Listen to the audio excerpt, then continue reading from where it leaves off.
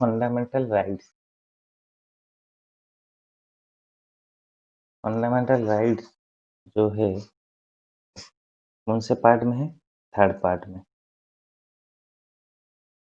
Third part में है और कितने से कितने आर्टिकल तक? 12 से लेकर 35 तक उसमें आता।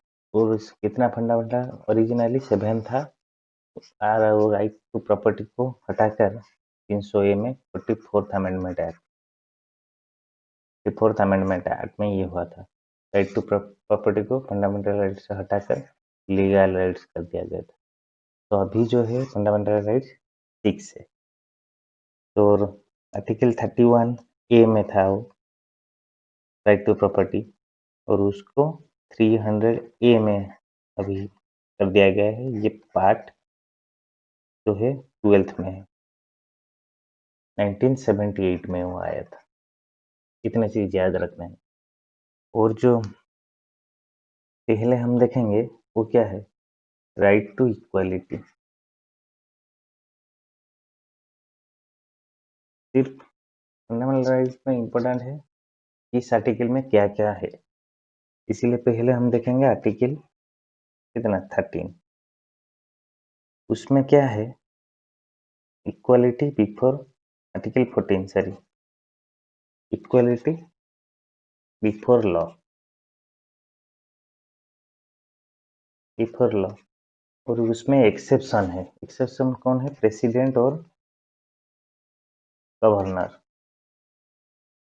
उनके ऊपर कोई क्रिमिनल प्रोसीडिंग्स या इम्प्रिजनमेंट या अरेस्ट, नो सिविल प्रोसीजर, कुछ नहीं होगा उनके ऊपर, ये दोनों के ऊपर, तब तक वो इसी पोस्ट में है, गवर्नर और प्रेसिडेंट पोस्ट में है। ये दोनों ही सिर्फ एक्सेप्शन है, नहीं तो सभी के लिए लॉ सेम है। जो भी क्राइम करेगा उसके लिए सजा है, लेकिन उनको ऊपर कोई क्रिमिनल प्रोसीडिंग नहीं हो सकता जब तक ये पोस्ट में है। और आर्टिकल 15 में डिस्क्रिमिनेशन नहीं हो सकता। जाति, धर्म, वर्ण, जन्मस्थान के आधार पर किसी के ऊपर डिस्क्रिमिनेशन नहीं किया जा सकता, नहीं किया जा सकता। और race, sex, caste, religion, place of birth, किसी के ऊपर डिस्क्रिमिनेशन नहीं किया जा सकता। और आर्टिकल 16 इसके बाद, आर्टिकल 16 में जो इम्पोर्टेंट है, और इसमें क्या है? पब्लिक एम्प्लॉयमेंट, जैसे रेलवे हो गया, एसएससी हो गया, यूपीएससी हो गया, उसमें इक्वल अपॉर्चुनिटी मिलेगा। पब्लिक एम्प्लॉयमेंट, इक्वल अपॉर्चुनिटी मिलेगा, लेकिन कैटेगरी वाइज, कैटेगरी वाइज। ये थोड़ा वेरिएशन है रिजर्वेशन आने के बाद। रिजर्वेशन तो है, कैटेगरी वाइज आपको इक्वल अपॉर्चुनिटी मिलेगा पब्लिक में। एससी एस कंपटीशन कर सकता है एससी के साथ, इसे इसी तरह का आर्टिकल 16 में है। और आर्टिकल 17, आर्टिकल 17 उसमें अनटचेबिलिटी के ऊपर है। ये बहुत ही ज्यादा इम्पोर्टेंट है, स्टार मार्क करना इसको। और 18 में किसके ऊपर है? Title, abolition of title.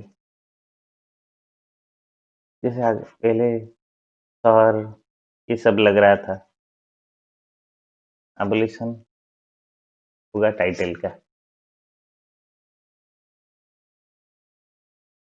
Sir ये सब जो लग रहा था, ये सब नहीं चलेगा टाइटल। लेकिन उसमें एक्सेप्शन है मिलिट्री वाले, मिलिट्री और एकेडमिक में जो एक्सेलेंस मिला है, इसमें टाइटल मिल सकता है। और जो इसके बाद इतना था राइट टू इक्वलिटी में, राइट टू इक्वलिटी में 14 से लेकर 18 तक। 14 था क्या? ये इक्वलिटी बिफोर लॉ, 15 था डिस्क्रिमिनेशन नहीं किया जा सकता, 16 था इक्वल अपॉर्चुनिटी मिलेगा पब्लिक एम्प्लॉयमेंट में, और 17 था अनटचेबिलिटी, 18 में था क्या टाइटल एबोलिशन। इसके बाद जो आ रहा है right to freedom, right to freedom, right to freedom में पहला वाला जो है आर्टिकल 19, 19 में क्या है, उसमें आपको 6 राइट्स दिया गया है। इसमें क्या होता है, freedom of speech, assemble peacefully without arms and form an association or union and move freely throughout India and reside settle in any part of India and pro- profession to carry any occupation trade or business, ये सब के लिए 6 rights आपको दिया गया है। मतलब कहीं पर भी आप जाके इंडिया के टेरिटोरी के अंदर कुछ भी कर सकते हो, अपने रह सकते हो अपने, और ये यहाँ पे ट्रेड कर सकते हो, ऑक्यूपेशन कर सकते हो, घूम सकते हो। तो ये आर्टिकल 19 में है। अभी 20 में क्या है, प्रोटेक्शन, ये ज्यादातर प्रोटेक्शन के ऊपर है। प्रोटेक्शन किस में, कन्विक्शन में। अगर आप कोई क्राइम करते हो तो उसी के हिसाब से आपको सजा मिलेगा, मतलब उससे ज्यादा नहीं मिलेगा। और तो एक ही क्राइम के लिए 2 बार पनिश नहीं किया जा सकता, ये सब है। उसको नो डबल जियोपाडी का, डबल जियोपाडी मतलब एक ही आदमी को एक ही क्राइम के लिए 2 सजा अलग अलग नहीं मिल सकता। और और भी जो है वो है विदाउट वायोलेशन ऑफ लॉ, उसको सजा नहीं मिल सकता। अगर वो प्रूव नहीं हो पाया तो उसको सजा नहीं मिल सकता। तो सबसे ज्यादा जो इम्पोर्टेंट है, जितना उनको सजा मिलना चाहिए उतना ही मिलेगा, ज्यादा नहीं। Any offense not subject to penalty greater than what is prescribed, जितना प्रेस्क्राइब हुआ है उतना ही सजा मिलेगा। अभी 21 देखते हैं। 21 प्रोटेक्शन ऑफ, ये किसके ऊपर प्रोटेक्शन है, life and personal liberty, personal liberty के ऊपर। इसमें बहुत कुछ है, right to livelihood, right to privacy, right to health, free legal aid, right to information, right to reputation, बहुत ज्यादा है। याद रखना, वो protection against life and personal liberty, ये प्रोटेक्शन अगेंस्ट कन्विक्शन। और उसमें एक ऐड किया गया था 21A, ये बहुत ही ज्यादा इंपॉर्टेंट है, वो है राइट टू एजुकेशन। और ये किसमें ऐड किया गया था, किस अमेंडमेंट में, 86 अमेंडमेंट में। और 6 to 14 ईयर्स को कंपलसरी एजुकेशन मिलना था, ये था उसका राइट टू एजुकेशन। और कब आया था, शायद 2003 में, देख लेना है, 2003 में आया था। और अभी जो इम्पोर्टेंट है आर्टिकल 22, फंडामेंटल राइट सारे आर्टिकल इम्पोर्टेंट है। आर्टिकल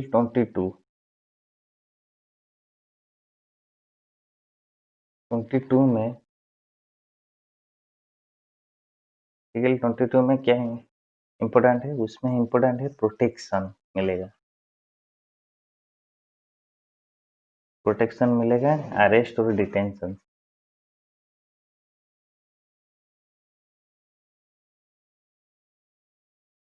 कब, मतलब विदाउट इन्फर्म ग्राउंड, ये ऐसे कुछ, मतलब जो विदाउट इन्फर्मिंग अरेस्ट करना, प्रोड्यूस, तो इसको।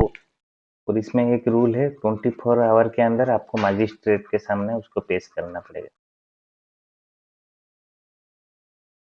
ये सब रूल है उसमें। कि अरेस्ट और डिटेंशन, अभी जो अर्नब गोस्वामी केस है,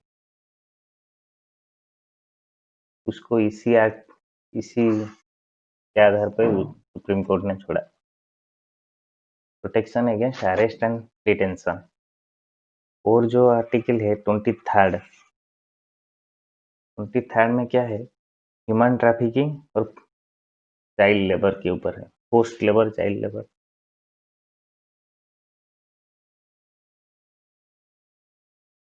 एंड चाइल्ड लेबर। इसी के ऊपर है। और चाइल्ड लेबर रेगुलेशन एक्ट एक आया था 1986 में, याद रखना। कब आए थे? 19। इसके अंदर क्या है, 14 ईयर से नीचे होगा तो किसी को प्रोहिबिट किया जाएगा एम्प्लॉयमेंट से। जैसे डेंजरियस कंस्ट्रक्शन वर्क हो गया, रेस्टोरेंट हो गया, इसमें काम नहीं कर सकते। और एक यहाँ से बीच में एक इम्पोर्टेंट आता है, ये ये हो गया कब, चाइल्ड लेबर के ऊपर। और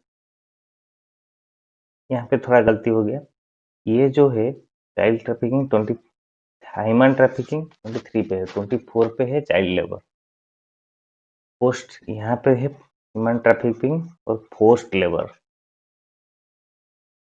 ये जो 23rd में है। ये चाइल्ड लेबर है 24th में, याद रखना, ये बहुत ही ज़्यादा इंपॉर्टेंट है। 23rd नहीं, 24th में है। और इसके बाद जो आता है राइट टू फ्रीडम, यहाँ से खत्म हो गया क्या, राइट टू फ्रीडम। ये जो फोर्थ वाला है वो है right to freedom of religion, fourth वाला। इसमें क्या क्या इंपॉर्टेंट है, राइट टू जो हुआ था फ्रीडम में, 19 था, 6 राइट दिया गया था, कहीं पर भी जा सकते हो, ये ऐसे करके।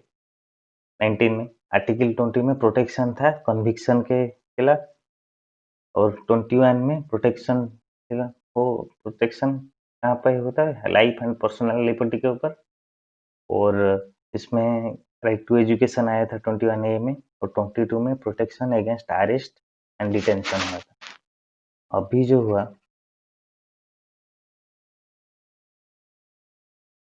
Right to freedom of religion, उसमें पहला वाला जो है 25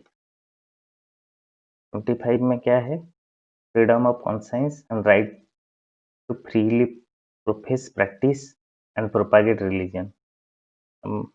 अपना जो रिलीजन है उसको आप प्रैक्टिस कर सकते हो, प्रोपागेट कर सकते हो, सब कुछ कर सकते हो, फ्रीली आप उसको प्रचार कर सकते हो। ये आर्टिकल 25 के ऊपर। और 26 में क्या है, आप मैनेज रिलीजियस अफेयर्स, मतलब एवरी एस्टेब्लिश एक मतलब रिलीजियस यूनियन कर सकते हो, एक चैरिटेबल टीम बना सकते हो। कुछ मतलब रिलीजियन क्या कर, रिलीजियन को अफेयर में जितने भी आए, रिलीजियस एक्टिविटी जो भी है, रिलीजियस अफेयर, वो सब मैनेज कर सकते हो इसमें आर्टिकल 26 में। और जो 27 में है वो है प्रमोशन। अगर प्रमोशन कर रहे हो अपने रिलीजियन को, उसमें टैक्स नहीं लगेंगे, एग्जेम्प्टेड फ्रॉम टैक्स। और इसके बाद 28 में आप किसी भी रिलीजियस इवेंट को हो, इंस्ट्रक्शन को हो, अटेंड कर सकते हो। ये 4 हुआ था फ्रीडम ऑफ रिलीजन। तो इसमें क्या क्या आ गया, पहला वाला जो है, आप किसी भी रिलीजन को ले सकते हो, उसका प्रचार कर सकते हो, कुछ भी कर सकते हो। और 26 में जो आया, रिलीजियस अफेयर, क्या अफेयर में आपको मैनेज कर सकते हो, कुछ चैरिटेबल प्रपोज के लिए यूज कर सकते हो, एक रिलीजियस इंस्टीट्यूशन कर सकते हो, ये सब। और 27 में आया जो रिलीजियन को प्रमोशन करने के लिए, वो टैक्स नहीं लगेगा, टैक्स फ्री हो लगेगा, फ्रीडम फ्रॉम टैक्सेशन। और 28 वाला जो है, उसमें रिलीजियस इंस्ट्रक्शन को आप पालन कर सकते हो और इवेंट को अटेंड कर सकते हो इससे। लेकिन रिलीजियस इंस्ट्रक्शन शाल बी, मतलब एजुकेशनल जो इंस्टीट्यूट है उसमें रिलीजियस ये को आप मतलब प्रोवाइड नहीं कर सकते हो। ये थोड़ा इसमें ये आ गया right to freedom of religion. अभी नेक्स्ट वाला जो है वो है क्या, cultural and educational rights.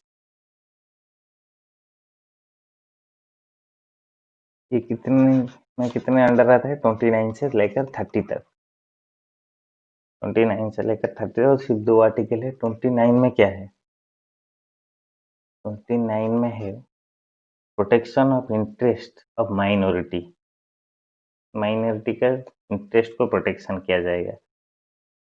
Protection minority.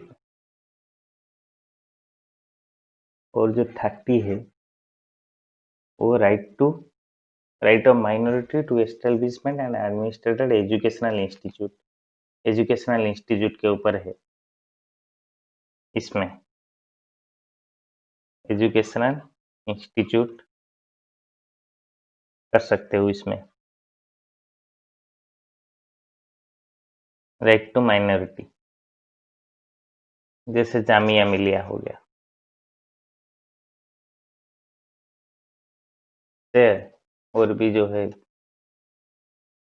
Hindu, क्या बोलते हैं, बनारस हिंदू यूनिवर्सिटी, ये चीज। और इसके बाद जो है राइट टू कॉन्स्टिट्यूशनल रेमेडी। ये बी.आर. अम्बेडकर ने कहा था क्या इसको?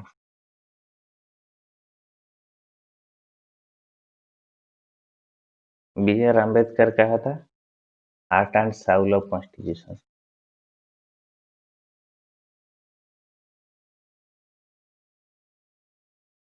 कॉन्स्टिट्यूशन ये सिर्फ आर्टिकल 32 में है। इसमें क्या है, जो अमेंड आर्टिकल 32 को अमेंड नहीं किया जा सकता। सबसे इम्पोर्टेंट पॉइंट ये है, अमेंडमेंट आर्टिकल 32 के ऊपर लागू नहीं होता। और जो और डायरेक्ट आप क्या, इसका अगर फंडामेंटल राइट का आपका हनन हुआ तो आप सीधा सुप्रीम कोर्ट जा सकते हो, आर्टिकल 32 के अंदर है। और नहीं तो हाई कोर्ट भी जा सकते हो, वो आर्टिकल 226 के ऊपर है। वो वो हाई कोर्ट आपको रीट इशू कर सकता है। और जो रीट आप इशू करोगे, जो रीट वो हाई कोर्ट के द्वारा, वो 5 प्रकार का होता है। Five types of writ. उस वो मतलब कर्म सुप्रीम कोर्ट एससी के ऊपर ऐसे करके 5 टाइप है। वो हम दूसरे क्लास में देखेंगे। उसमें सिर्फ देखेंगे ये इसमें आर्टिकल 32 है, heart and soul of Indian constitution, B R. Ambedkar ने कहा था। और अगर आपका कुछ भी फ्रीडम राइट्स का ये हुआ तो आप सीधा जा सकते हो सुप्रीम कोर्ट में, फंडामेंटल राइट का ये। Thank you.